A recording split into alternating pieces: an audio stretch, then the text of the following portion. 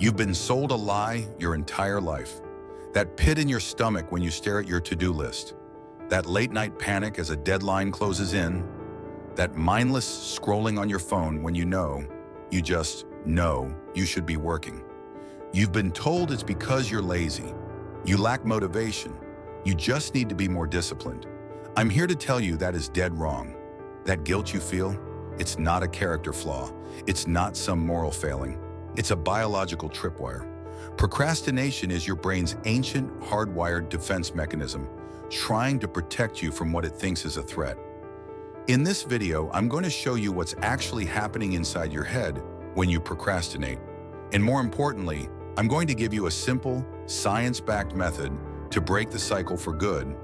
And it has almost nothing to do with powering through or just being more disciplined. Let's be brutally honest about what procrastination actually feels like.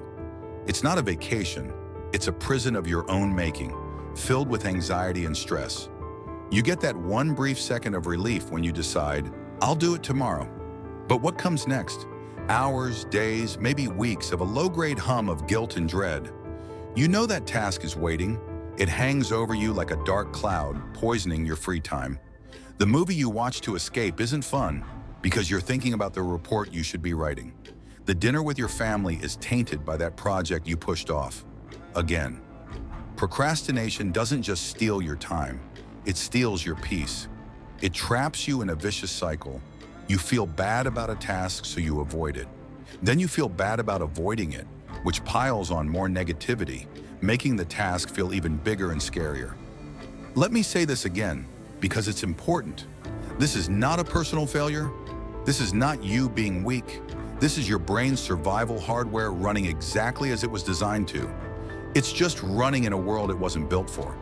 That system wants to get you away from a bad feeling right now, and it rewards you with a hit of relief the moment you back away. The problem? That short-term fix is paid for with long-term stress and regret. You become your own worst enemy, stuck in a loop of self-sabotage. So if it's not laziness, what the hell is going on? Here's the single most important thing you need to grasp.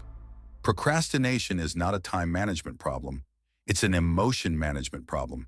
See, your brain has different parts, and they're often at war with each other. You've got the prefrontal cortex, the modern, logical planner right behind your forehead.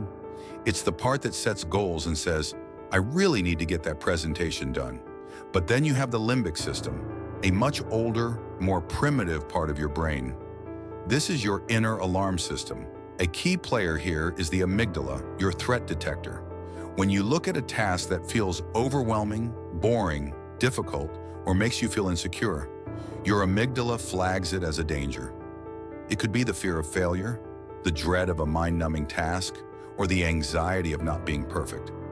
To your ancient brain, those negative feelings are no different from a tiger in the grass. And what does your brain do when it spots a tiger? It triggers the fight or flight response. It screams, get away, do something else, do anything that feels better right now. This is why more discipline is terrible advice on its own. While self-control does play a role, trying to just power through is like trying to win a shouting match with a smoke detector. You're telling your own survival instinct to just ignore the roaring tiger. Willpower is a limited resource, and it will lose to millions of years of evolutionary wiring every single time. The only way to win is to stop fighting your brain and start working with it. This is also explained by something called temporal discounting. It just means your brain is hardwired to want a reward now, much more than a reward later. The relief you get from putting off a task feels more real and powerful than the distant satisfaction of finishing it. To your brain, future you is a complete stranger. It prioritizes keeping present you comfortable. The problem is, you eventually become future you, and you're left holding the bag with the same task, but less time and way more stress. Now, if this is already making any sense, then you'll love our newsletter. We share science-backed tips every week to help you level up your life. The link is in the description. It's free. No fluff, just stuff that works. Okay, so we know the problem is an emotional reaction, not a character flaw. The solution then isn't to force yourself to be a robot. The solution is to make the task less threatening to your brain. Here are 4 battle-tested strategies you can use today. The biggest enemy is inertia. The simple act of starting is the hardest part. So the trick is to make the first step so ridiculously small that your brain's alarm system doesn't even notice. That's the 2-minute rule. Whatever you're avoiding, shrink it down to an action that takes less than 2 minutes. Write my report becomes open a new document and write 1 single sentence. Go to the gym becomes put on my running shoes. Clean the kitchen becomes put 1 dish in the dishwasher. Anyone can do something for 2 minutes. The magic here is that it bypasses the overwhelm. You're not committing to the entire scary project, you're just starting.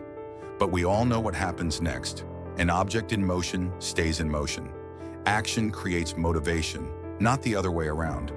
Instead of pushing down that feeling of dread or boredom, call it out. Take a second and just label it. Say to yourself, okay, this task is making me feel anxious. That's it, just a feeling. By naming the emotion, you create distance. You're no longer drowning in the feeling, you're observing it. Research shows this simple act of labeling an emotion actually calms down your amygdala, your brain's threat detector. It's like telling your internal security guard, hey, I see the threat. I've got this. This goes hand in hand with self-compassion. Beating yourself up for procrastinating is the absolute worst thing you can do. It just adds more negative fuel, like guilt and shame, to the fire, making the task even more threatening. Studies have shown that people who forgive themselves after procrastinating are less likely to do it again in the future. So stop beating yourself up. It's not helping. This strategy from behavioral economist Katherine Milkman is genius. It's simple. Bundle something you want to do with something you need to do. You're giving your brain that immediate reward it craves for doing the hard thing. For example, you only get to listen to your favorite podcast while you're cleaning or doing laundry. You only get to watch the next episode of that Netflix show after you put in 25 minutes on that project you hate. You only treat yourself to that fancy coffee on days you actually go to the gym. This works because it connects the difficult task with an immediate shot of dopamine.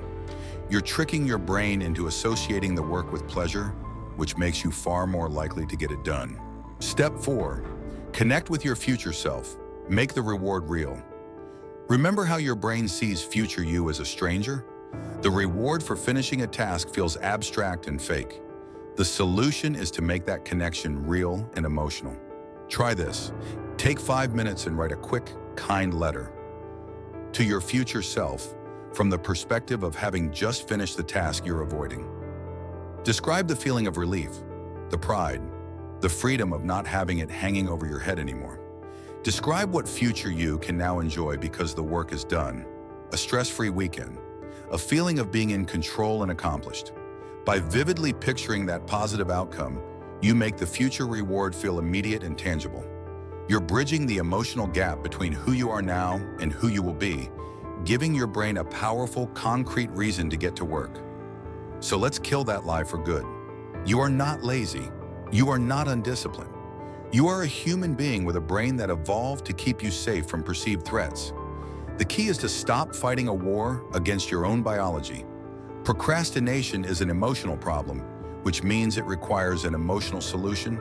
You don't win with brute force. You win with strategy and self-awareness. Remember the game plan. 1. Shrink the threat with the 2-minute rule. 2. Acknowledge your feelings and stop beating yourself up. 3.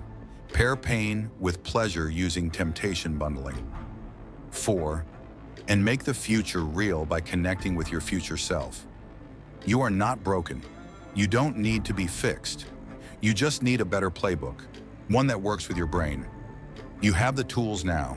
You can start today, not tomorrow. What's the one task you've been putting off? Drop it in the comments below and tell me you're going to use the 2-minute rule on it. Let's get it done.